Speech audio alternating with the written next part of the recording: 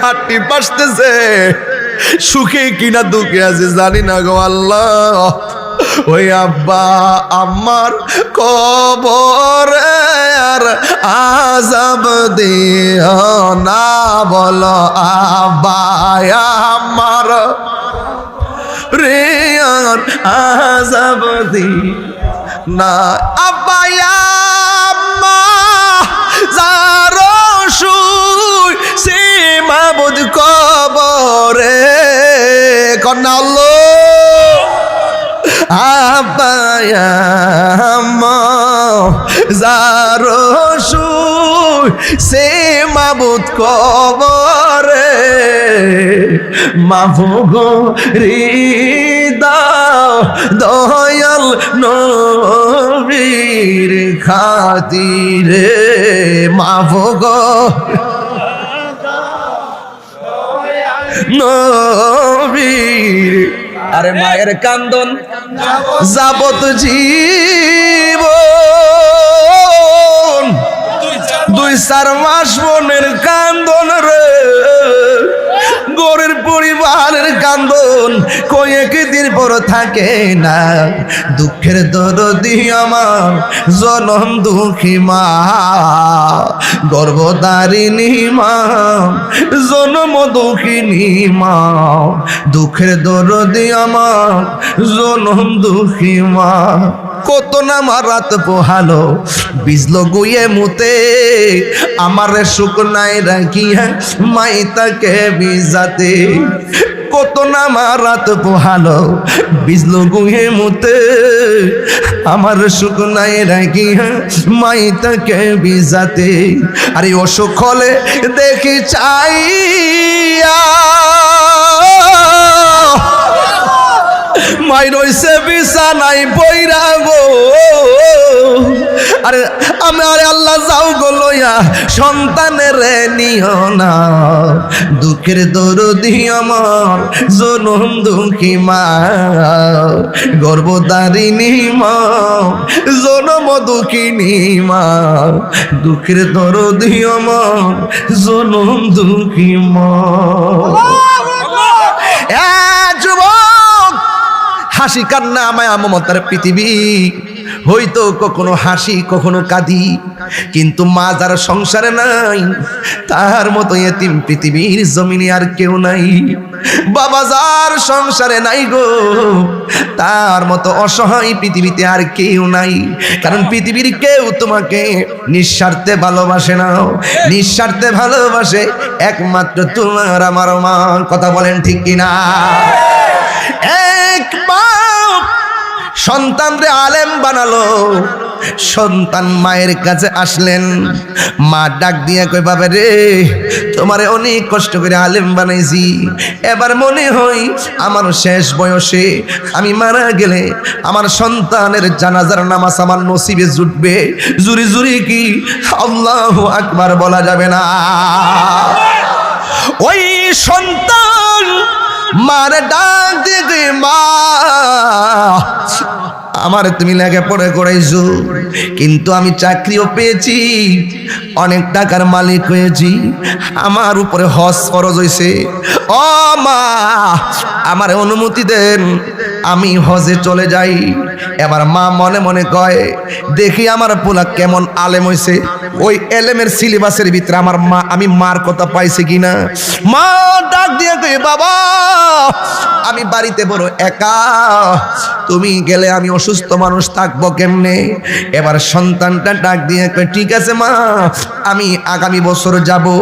আগামী বছর যখন সময় আসলো এবার মা ডাক দিয়ে কয় বাবা, সন্তান মারে ডাক দিয়ে কে আম্মা গো গতবার তো আমি হজে যাইতে পারি নাই, এইবার আমি যেতে চাই। মা ডাক দিয়ে কয় বাবা রে গতবারের তুলনায় আমি তো আরো বেশি অসুস্থ, মা এবার তুমি হজের মধ্যে যেও না। এই কথা বলার পরে সন্তান যায় নাই। তৃতীয় বছর যখন আসছে গো সন্তান মারে ডাক দিয়ে কে আম্মা 2 বছর আমি তোমার কথা শুনলাম, তৃতীয় বছর তোমার কথা আর মানতে পারলাম না, আমাকে আল্লাহর সন্ধানে খানে কাবা যাওয়া লাগবে। মা ডাক দিয়ে কই পুত্রে এবার যদি তুমি যাও আমি তো এখন আরো বেশি খারাপ, তুমি এবার যাইও না। এবার পোলা ডাক দেখে না মা আপনার কথা আমি আর রাখতে পারলাম না, মা আরে কষ্ট দিয়া সন্তান রোয়ানা হয়ে গেছে, কোথায় হয়ে যাবে? হজে যাবে। যেই মাত্র রোয়ানা হয়ে গেল, যেই মাত্র মা কাছ থেকে অনুমতি জোর করে চলে গেছে, ওই মুহূর্তে মা একলা করে পয়রা পয়রা কয় পুত্রে তোরে লেখাপড়া করাইলাম, তুই হজে যাওয়ার জন্য আমার প্রথম যখন কইসলি আমার মতো এত খুশি আর কেউ ছিল না। আমি শুধু আশা করছিলাম আমার পোলা লেখাপড়া কইরা আমারে কি একটা বার বলতে পারলো না ও মা আপনি চলেন না আপনাকে নিয়ে হজে যাব। ও ফুত যেই হজে যাইবি আমার রবের সন্ধানে, সেই রব তো বলছে আমাকে খেদমত করার জন্যে, আমার সন্তুষ্টি কামনা করার জন্যে। ও পুত্রী আমি দরকারও যাইতাম না, একটা বার যদি আমারে কইতে আম্মা চলো না, আমার মতো এত খুশি আর কেউ ছিল না।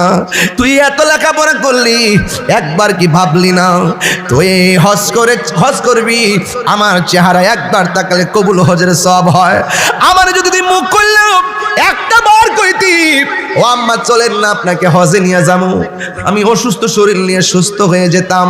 দেখবেন ঈদের দিন মাকে যদি বলেন আম্মা আপনার কাপড় কিনবো, মা বলবে পুত্রে কিনার দরকার নাই। অথচ আপনি যখন মার জন্য কাপড়টা আনেন নাই, মা বলতো পুত্রে কাপড় তো আনোস নাই, একবার যদি বলতি কাপড় লাগবো নি, আমি কাপড় না পাইয়াও খুশি হয়ে যেতাম। বাবা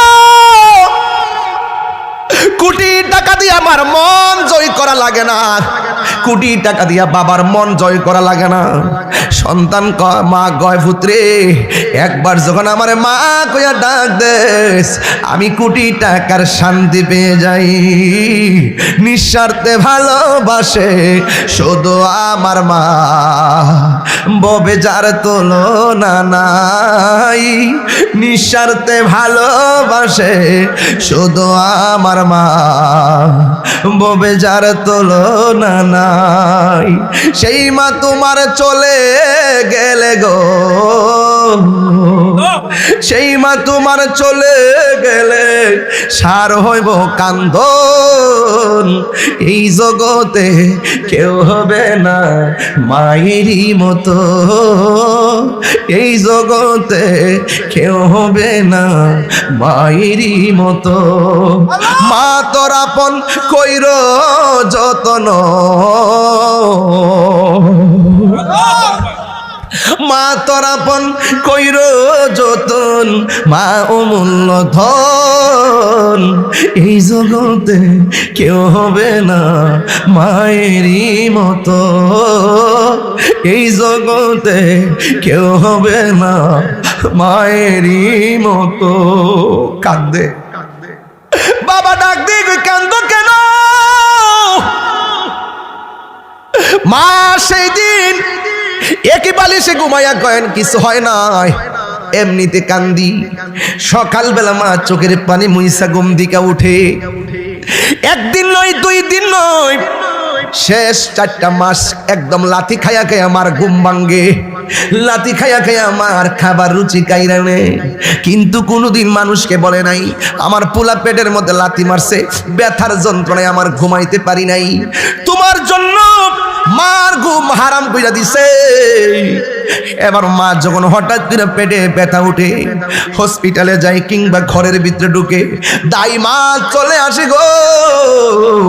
আইসা ডাক দিয়ে বলে কি হলো? ওই পেটটা ব্যথা করে, ঘন্টার পর ঘন্টা মা প্রসব বেদনায় কান্দে।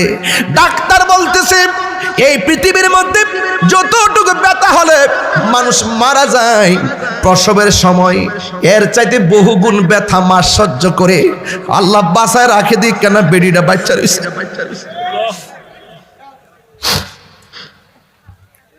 আল্লাহ বাঁচায় রাখছে দিক কেন বেডিটা বাচ্চা রয়েছে। ওই ব্যথায় যদি মা মারা যায়, আমার নবী কয় পৃথিবীর মানুষ এই মহিলার দাম কেমন জানোস নি? আমার আল্লাহ ওই মহিলাটারে শহীদের মর্যাদা দান করে দে। আর আজকে মাটার আল্লাহ কোন রকম বাঁচায় রাখছে। মা ওই প্রসব বেদনায় চোখের পানি ফেলায় কয় তাহমিনা রে, ও রহিমা, ও সখিনা, একটা ছুরি দে, জীবনটা শেষ করে ফেলায়। আগে যদি জানতাম প্রসব ব্যথা এত কঠিন হবে, জিন্দিগিতেও পেটের মধ্যে বাচ্চা নিতাম না। একটা ছুরি দে, জীবনটা আমি শেষ করে ফেলায়। মাথার মধ্যে পানি দেয় আর কানের কাছে মুখ লাগাইয়া পড়শিরে কয় কান্দ না, একটু ধৈর্য ধারণ করো। ওই মা লাঠির পর লাঠি খাইয়া কষ্ট সহ্য কইরা সন্তান ভূমিষ্ঠ হইতে যায়া তিতু খায় এমন খবর আছে রে, সন্তান ভূমিষ্ঠ হইয়া ওয়া ওয়া কইরা কান্দে আর মা দুঃখিনী শ্বাস ফালায় না, চিরদিনের জন্য বিদায় হয়ে যায়। আমার নবী বলেন, ও পৃথিবীর মানুষ, কোন মহিলা যদি ডেলিভারি কেসে যদি মারা যায়, আমার আল্লাহ তার মরণটার শহীদের মর্যাদা দিয়ে দেয়। এবার বাচ্চা যখন ভূমিষ্ঠ হয়, ওই মুহূর্তে সন্তান ওয়া ওয়া করে কান্দে। দেখবেন আমার ভাই ফারুক ভাই আছে এখানে লেবিডে, অনেক মা বোনেরা সন্তান প্রসব করে সন্তানের রক্ত মাখা শরীরটা নিয়ে আমার বুকের মধ্যে আগে বাচ্চারা নামায়া দেয়। কেন দেয়? বাড়ির মধ্যে দাইমা যারা আছে জিজ্ঞাসা করে দেখো, দাইমা আমি ভূমিষ্ঠ হওয়ার সময় আমার মার পরিস্থিতি কেমন ছিল? দাইমা বলবে, মনে তো করছি তোমার মা মইরাই গেছিল, মইরাই গেছিল। একেবারে রক্ত মাখা শরীর লইয়া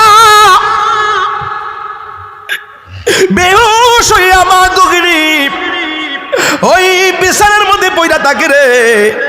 দাইমা মনে করে, মনে হই যেন মহিলাটা মারাই গেছে।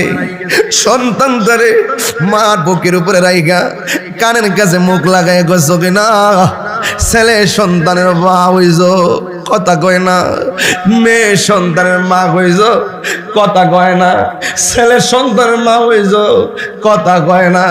এমন তত্ত্ব পাওয়া যায়, সন্তান কান্দে, মা চিরদিনের জন্য বিদায় হয়ে গেছে। বন্ধু, ওই সন্তানটারে যখন প্রসব করি, ওই মুহূর্তে সখিনা নামের একজন আয়া কয়, ছেলে সন্তানের মা হইছ। মা চোখটারে মিরমির করে তাকায় কি কয় জানেননি? ব্যথায় লড়তে পারে না, দুইটা হাত বাড়ায়া দেয়। সন্তানটারে যখন মার বুকের মধ্যে লাগাইয়া দেয়, সন্তানটারে মা জড়াইয়া দইরা পাহাড় পরিমাণ ব্যথা মা দুঃখিনী সেকেন্ডে ভুলে যাই। ও বন্ধু, কি ভাষায় ওয়াজ করলে মার ব্যথা বুঝবেন? শুধুমাত্র একদিন নয়, সন্তানটা শৈশব বেলায় ডান পাশে পেশাব করলো, মা বাম পাশে নিয়ে গেল, বাম পাশে প্রস্রাব করলো, মা বুকের উপরে রাখলো। মার ভান্ডার ভিতরে আল্লাহ এমন একটা দুধ দিছে, না গরম না ঠান্ডা। কত লিটার দুধ খাইছো মনে আসেনি? কেমনে মার ঋণ শোধ করবা আমার বুঝে আসে না রে। নারে তাকবীর, নারে রিসালাত, বিশ্ব হুজুরের আগমন।